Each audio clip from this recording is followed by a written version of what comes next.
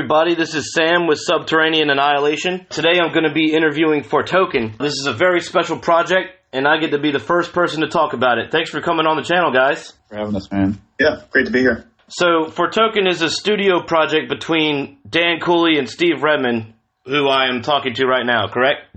Correct. I've known you guys for a long time. Some people listening are likely familiar with y'all's death metal band Saiga and Steve's death metal band The Day of the Beast, but just for the hell of it, give me a history of how you two began working on music together. Cooley was going to CNU. Dan was going to CNU. My band Saiga was trying to play shows. MySpace had just started, I think. And I remember we started talking to a band on MySpace named Unhallowed Dissonance. And we were like the only two people in the area that listened to extreme metal. I mean, at the time, I didn't know anybody who was into extreme metal besides like my small group of friends. And we ended up meeting these guys on MySpace, and we ended up getting together and playing a show at like a party, and Cooley was there. You remember that? Yeah. That's pretty much how it went. It was rather surprising because I remember being in the room when the message via MySpace came across, and we were looking at where are these guys, and we were really surprised that literally it was like, oh, Yorktown, Virginia, that's just down the road. How insane is that? Because we were expecting that another band like Unhallowed Dissonance, that they would be way far away, and that we would have to drive or whatever. Yeah, and I mean, it was about 2005, I think it was, because MySpace was just kind of like starting. I mean, it wasn't just starting, but that was around the time when I first was like, okay, I guess I'll get a MySpace, because everyone had like a MySpace. Yeah, it used to be awesome for music. It was awesome. I mean, it was way better than Facebook for bands. But yeah, and then eventually our singer quit at the time, a few months later, and it was, we had a bunch of shows booked, and Cooley was, I think I had heard you screaming, like jamming with some other people, just like screaming because we used to practice at that house that the Unhallowed Dissonance practiced at. And, I think we just heard Cooley screaming one day, and we were like, damn, let's ask him to play, or, sing in Saiga. That's kind of how it happened. Right on. So Saiga's like some crazy technical death metal. Like I would compare it to like Cryptopsy or Fauna Possession even. So how would you, in Foretoken, how would you describe the sound and overall feel of the music? Well, I mean, it's definitely more melodic. It's melodic and thrashier. I mean, I think I've been with The Day of the Beast for probably almost like 10 years now, and that's kind of rubbed off on my style, I think, a lot. And then also I kind of started getting, I mean, I've always kind of been into like melodic death metal and stuff like that. But, Saiga was definitely more like Cryptopsy type, technical death metal type stuff. Foretoken is definitely more melodic, maybe a lot more structure to the songs. I feel like that kind of happened. I feel like I just kind of became a better at like piecing songs together than I used to be. But yeah, and then obviously the orchestra stuff is new. And that was something that I've always kind of wanted to try, but I never had the means to try it. And then I started messing around with the orchestral software, and it just was super fun. So yeah, it's like symphonic death metal / melodic death metal. Right on. Yeah, the songwriting is really intense, and the orchestral stuff really fits. So what is everyone's role in the band? Well, I mean, I'm playing all the guitars, and Cooley's doing vocals, but I programmed the orchestra and the guitars, and I was programming the drums, and then obviously we ended up going with Hannes Grossman, and he ended up he wrote it pretty close to how I had it written, but he changed some things and added like his own little touch, which actually made it really awesome. And I did the bass recordings, but yeah, Dan sings obviously and writes the lyrics. So Dan, what are your lyrics about? What I wanted to do was actually expand on what I was doing with Saiga, which was a narrative song structure. This allowed me to be a little bit more freestyling with what I could do, because with Lovecraft and such, you're kind of locked into certain subject matter and certain types of stories. Mythology is a lot more open-ended, and that's actually why I wanted to focus on that, because I figured that was a really cool element that wasn't being looked at all that much.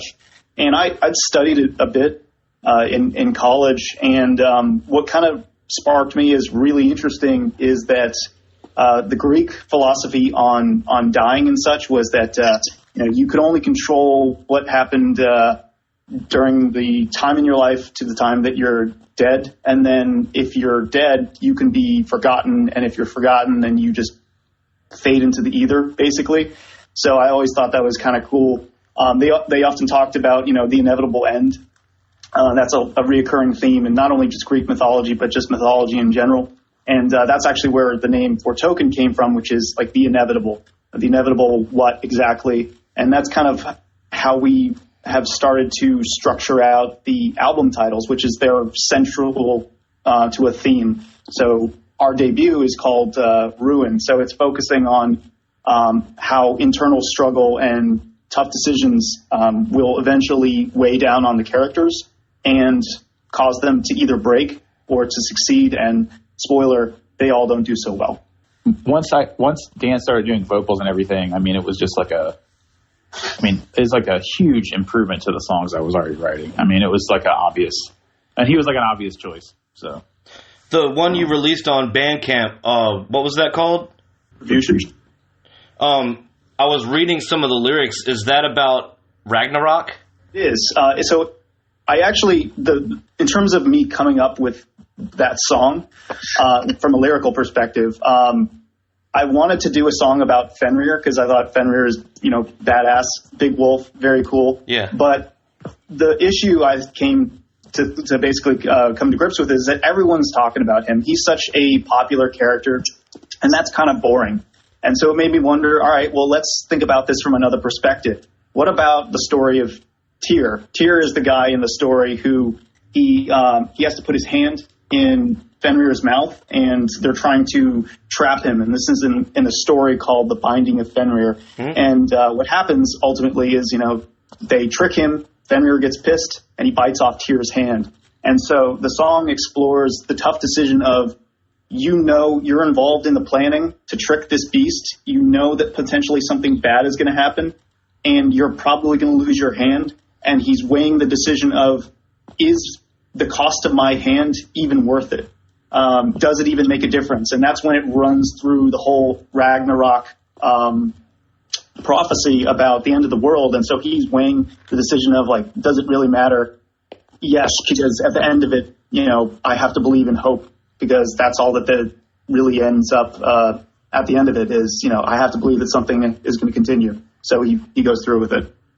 Awesome. The artwork for the album, by the way, is incredible. First of all, who is the artist and what is being portrayed in the painting? So I can actually answer that. So the art was done by Tomáš Honz. He's a Czechoslovakian artist, and I came across his art style on DeviantArt, and I showed it to Steve, and Steve said, yeah, that looks really cool. Tomáš really specializes in landscapes, and I think that landscapes kind of convey a epicness, to borrow the word, I guess. It's used a lot nowadays, but those wide open spaces kind of invoke a lot of, ideas about fantasy and mythology, and so I thought that would be a really cool thing to impart into the album art. And we actually went with a pre-drawn, pre-painted piece of art that he had done called Fallen Empires, and that kind of fit in specifically with what we were going for in terms of that direction, which was, kind of consequences and like the album is called Ruin. So, that locked in for us pretty well. Right on. You guys got some big name session musicians for this album. I know Steve touched on this earlier, but who are they and how did the idea to hire them come about? It initially all started as me just being like, okay, I'm just going to write a symphonic metal album, and it'll just be kind of like a solo album, and it'll just be programmed drums. And I'm just going to kind of test my mixing skills and all that stuff. And I didn't really think of it as being anything that serious at first. And then I got Dan to come in and do the vocals, or, he wanted to do the vocals. And I was like, okay. And then we were jokingly saying, let's get Hannes Grossman. And, I think we went to his website. We were looking at the prices and all that stuff, and Dan was like, "No, seriously, let's do it." It was kind of like brought up jokingly initially, and then we decided to get serious about it, and we sent him an email, and he was super professional, and he was like, he works very fast, but he still ended up, having suggestions and adding his own like touch to the songs, and he even ended up assisting with structure on a couple songs. So yeah, I mean, it was awesome. It was like it was probably the smartest decision we made with this whole project, I think, honestly. I mean, he is just ridiculous. I'm a big fan of his drumming and Necrophagist and Obscura and stuff. So you got James Malone from Arsis as well, I read in the credits. I've known him for a while. I just sent him a message on Facebook and asked him if he would like to do like a guest solo. The track is Deathless Prison. That song is just basically him and I doing like a dueling solo. But yeah, he was, I think within like 2 days, he sent me a really badass guitar solo. So if we ever do this live, I'll have to learn it, which is probably going to suck. So that's actually part of my next question. If or when this project gets popular, and I'm 100% sure it will you do any live shows? If so, how are you going to pull it off? I've been thinking a lot about this actually, because I love playing live. That's like one of the best parts about being in a band. And ever since I started this, it was kind of like, before it was as serious as it is now, it was kind of like, okay, I'm just going to make a studio album. But at this point, it's gotten so, the boundaries of what we thought we were capable of. And I really would honestly, I would like to play live someday. I'm hoping that at some point maybe we can organize something. We would just have to end up getting the musicians together. I've had multiple people say that they wanted to play. Obviously, I'd have to be very picky about who we got to play drums. Right. Yeah, and, a band like that would just have to be super strict practices to a metronome. Yeah. With a laptop, playing the orchestral samples in the background, and we'd probably have to use in-ear monitors. But I mean, it's all possible. Like, it would just take a lot of discipline, which I'd be willing to do. So hopefully one day it will come to fruition. I hope so. I've already had the privilege of hearing some tracks already, but I definitely need a copy. When and how will the album be released? We've got it available for pre-order right now on Bandcamp. But as of May 1st, it's going to be everywhere. So it'll be on, Google Play and Amazon. I'm not on the Amazon Music, whatever, Amazon Music. But it'll be on all the different platforms as of May 1st. You guys are handling all that yourself? We are, yeah. Awesome. We also have a physical release through Lost Apparitions Records. That we're kind of waiting on a date for still. But it should be within the next... We're hoping sometime in May we'll get the CDs, and we'll have this for sale through Bandcamp as well. And you can get them through Lost Apparitions. Yeah, I would definitely like to have a CD just to sit down and look at the art and read the lyrics. Regarding the booklet and such, we worked with John Otero, and he was really awesome about helping us put together a template that kind of made the whole bookish mythology aspect into the album itself, in terms of what it looked like and how it read and what the pages are. And so it looks really awesome, and that's something that I'm looking forward to taking a look at too, is seeing how awesome it is in physical form. So it's going to look awesome. John is really good at doing layouts and the graphic design stuff, so yeah, I'm really excited to actually have that in my hand. The last question is kind of off topic, but just for fun. What are you guys doing for entertainment, either during this social distancing stuff or just hobbies in general?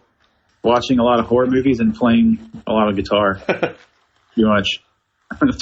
That's exactly what I've been doing.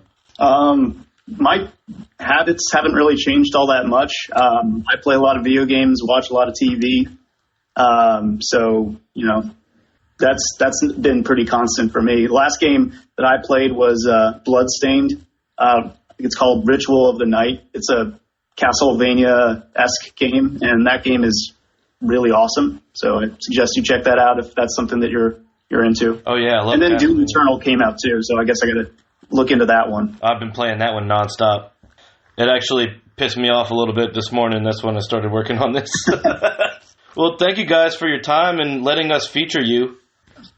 No problem, man. It was cool.